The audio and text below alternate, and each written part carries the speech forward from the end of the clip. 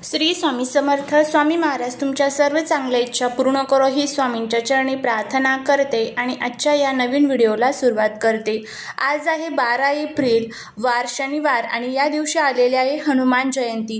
हनुमानाची पूजा आपण आपल्या हिंदू धर्मामध्ये मंगळवार आणि शनिवार करत असतो आणि शनिवारी चैत्र पौर्णिमा हनुमान जयंती एकत्र आल्यामुळे हा दिवस जो आहे तर तो अतिशय प्रभावी असा मानला जातो. तुम्हाला सर्वांनाच हनुमान जयंतीच्या खूप खूप शुभेच्छा. हनुमान जयंती ही पौराणिक कथांमधील सर्वात आदरणीय देवतांपैकी एक असलेल्या भगवान हनुमानाच्या जन्माचे प्रतीक आहे. भगवान रामावरील अटल भक्ती, अलौकिक शक्ती आणि निस्वार्थ सेवेसाठी ओळखले जाणारे हनुमानाची भारतभर लोक पूजा करत असतात. या दिवशी काही प्रभावी असे उपाय आणि सेवा देखील केल्या जातात. तर त्यातलाच एक अतिशय प्रभावी असा उपाय आपल्याला करायचा आहे. या दिवशी आपल्याला म्हणजेच आज संध्याकाळी आपल्याला दिव्याखाली ही एक मूठभर वस्तू ठेवायची आहे. हा जो योग आहे तर तो परत आपल्याला वर्षभर नाही, त्यामुळे हा उपाय करायला अजिबात विसरू नका. या उपायाने सोन्याचे दिवस सुरू होतील. आपल्या नशिबाचा भाग्योदय झाल्याशिवाय राहणार नाही असा हा प्रभावी उपाय आपल्याला आज करायचा आहे. हा उपाय कसा करायचा, कोणत्या वेळेमध्ये करायचा याबद्दलची संपूर्ण माहिती आजच्या व्हिडिओमध्ये मी तुमच्याबरोबर शेअर करणार आहे. त्यामुळे व्हिडिओ हा स्किप न करता शेवटपर्यंत पाहत राहा. चॅनलवरती नवीन असाल तर सबस्क्राईब करून कमेंटमध्ये ओम हनुमते नमः लिहायला विसरू नका.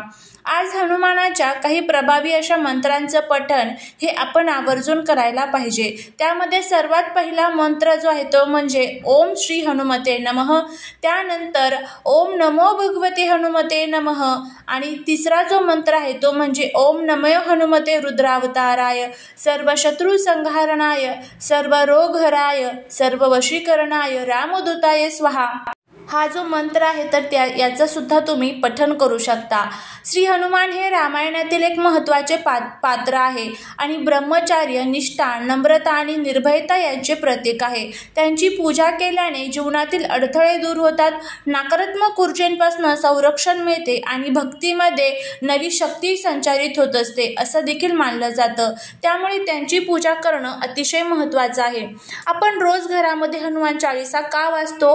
कारण घरामध्ये कधीच कोणत्याच प्रकारच्या वाईट शक्तीने प्रवेश करू नये. घरातील सर्व वाईट शक्ती या दूर राहाव्यात आणि आपल्या घराला कधीच कोणाची नजर लागू नये यासाठी आपण रोज घरामध्ये हनुमान चालीसाचं पठण करायला पाहिजे. आज देखील तुम्हाला शक्य असेल तर हनुमान चालीसाचं पठण हे हनुमानाच्या मंदिरामध्ये जाऊन करण्याचा प्रयत्न करा. त्यांना गुळ फुटाण्याचा नैवेद्य आवर्जून अर्पण करा. त्याचबरोबर रुईच्या पानांची माळ जी आहे तर ती सुद्धा आपल्याला त्यांना अर्पण करायची आहे. रुईचे पान हे त्यांना अतिशय प्रिय आहेत कारण ते त्यांच्या आईचे प्रतीक आहे आणि त्याचसोबत हा जो प्रभावी उपाय आहे तर तो देखील करा. तर बघा, दिवा जो असतो तर तो बुद्धीचे, ज्ञानाचे आणि त्यागाचे प्रतीक असतो.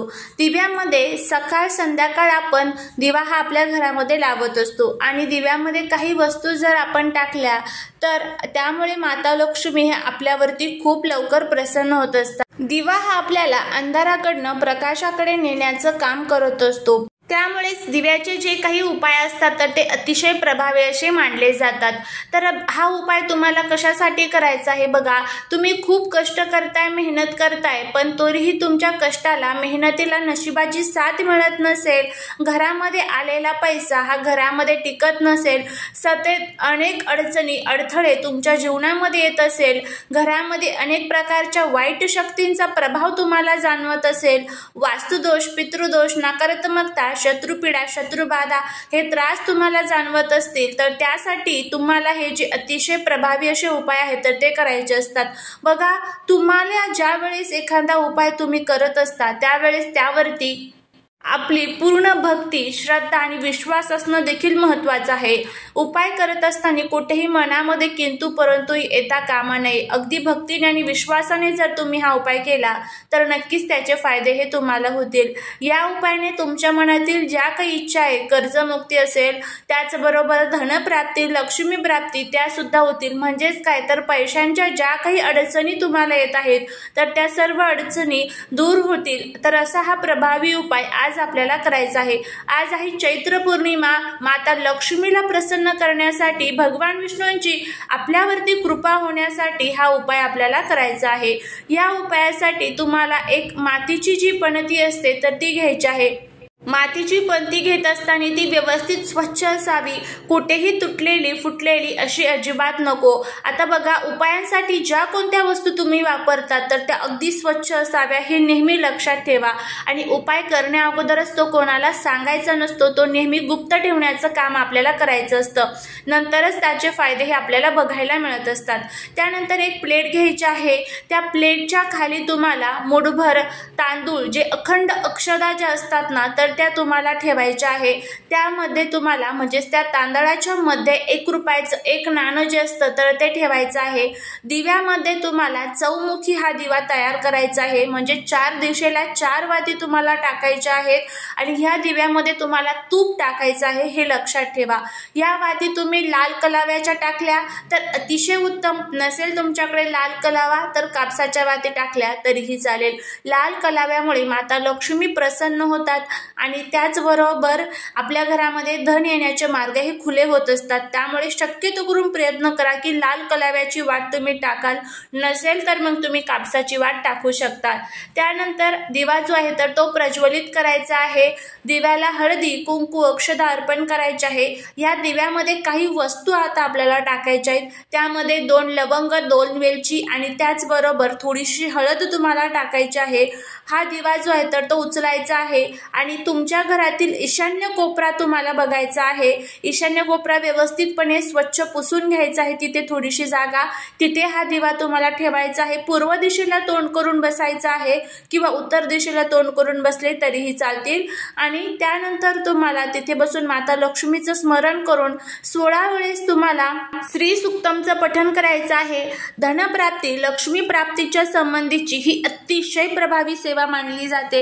हे श्री सुक्तम तुम्ही म्हटले, आता बघा लक्षात ठेवा, 15 वेळेस तुम्हाला फक्त श्री सुक्त म्हणायचं आहे आणि त्यानंतर 16व्या वेळेस तुम्हाला श्री सुक्तम आणि त्याची फलश्रुती म्हणायची आहे। आपण जी सेवा केलेली आहे त्याचं फळ हे सर्वात शेवट आपल्याला मिळावं, त्यासाठी फलश्रुती म्हटली जाते। फलश्रुती ही शेवटच म्हणायची आहे आणि त्यानंतर तुम्हाला काय करायचं आहे, दिवा जळत आहे तोपर्यंत जळून द्यायचा।